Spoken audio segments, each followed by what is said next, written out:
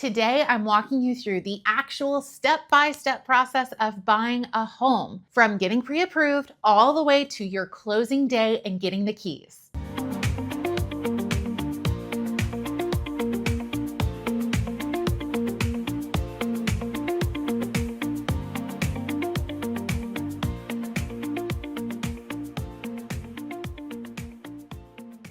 Because honestly, most buyers only hear bits and pieces of this process, but nobody really explains how everything fits together. So whether you're thinking of buying this year or just want to be prepared for the future, this video is going to break down the home buying process in plain English, I promise. Understanding the process ahead of time can save you a lot of stress once you start shopping and you're under contract. So let's jump in. Step 1, shop loans and get pre-approved. A lot of people think buying a home starts with looking at houses online. It should actually start with your financing. Before you start looking at homes, you want to talk to lenders and get pre-approved. I highly recommend shopping around with multiple lenders instead of just talking to the first one you find online. Different lenders can offer different interest rates, monthly payments, loan programs, closing costs. All of those differences can seriously impact your budget. This step is also where you'll figure out what monthly payment you're comfortable with, how much cash you'll need to save for the whole process, what type of loan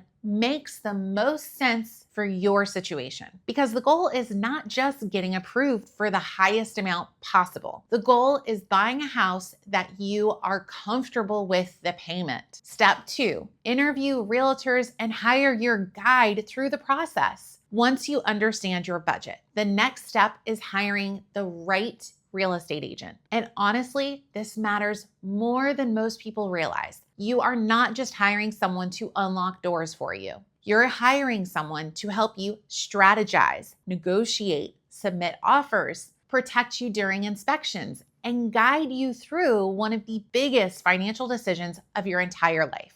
Pro tip, keep in mind that the rules have changed in the past few years. Agents are legally required to have a signed buyer agency agreement in place before they start showing you properties. This agreement is going to lay out exactly what they charge, who pays for that fee, and how they protect you. So interviewing agents early is more important than ever. Every agent works differently. Some are great communicators, some are strong negotiators, and some know certain neighborhoods better than others. Don't be afraid to ask tough questions during this interview process. Step 3, shop for homes, wants versus needs. Okay, here comes the fun part, the actual touring of homes. But this is where buyers usually realize pretty quickly that they may need to balance wants versus their needs. Everybody starts out by wanting their dream kitchen, the giant backyard, the perfect location, until they see what that monthly payment looks like. So before you start touring homes,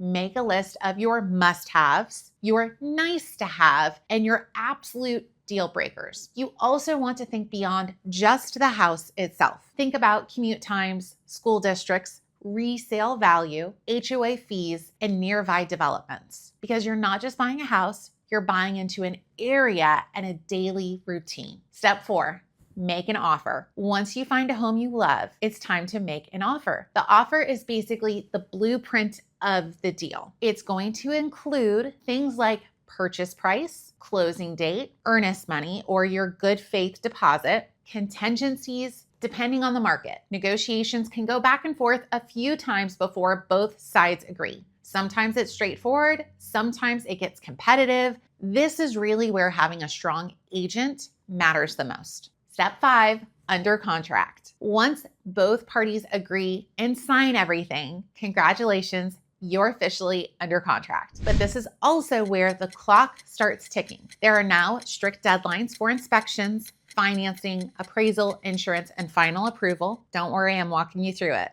This is usually the point where you're gonna start to feel very excited and very stressed at the same time because there are a lot of moving pieces happening simultaneously. Step 6, due diligence and inspections. This is one of the most important parts of the entire process. Your due diligence period is basically your investigation phase. This is when you will schedule inspections to evaluate the real condition of the home. That can include your general inspection, roof, HVAC, sewer scopes, radon, termite testing. All of that can be done within your due diligence days. If issues come up, this is your window to negotiate repairs, request price drops, or potentially walk away with your earnest money intact. You could call this your get out of jail free time period. And while all of this is happening, your lender is working on your loan at exactly the same time. Step 7, loan processing and underwriting. Now, everybody's favorite part, underwriting. Oof. I'm warning you now. Underwriting is basically financial FBI mode. They are going to ask you for documents, then more documents, then probably the same documents again. You'll need pay stubs, bank statements, tax returns, explanations for any random large deposits. During this time, do not do any of the following. Open a new credit card, finance furniture or buy a car, quit your job or change careers. Make any major financial shifts. Even if you are technically pre-approved, the lender will re-verify everything right up until the closing day. So do not risk your loan for a new couch. Step 8, the appraisal. Next, the lender will order an appraisal. The licensed appraiser will determine whether the home's actual value supports the price that you have agreed to pay, because lenders won't loan you more money than the property is worth. Ideally, it comes back at value and we move forward. If it comes back low, you and your agent and the seller will all have to negotiate the price, challenge the appraisal, or figure out who's going to cover the difference.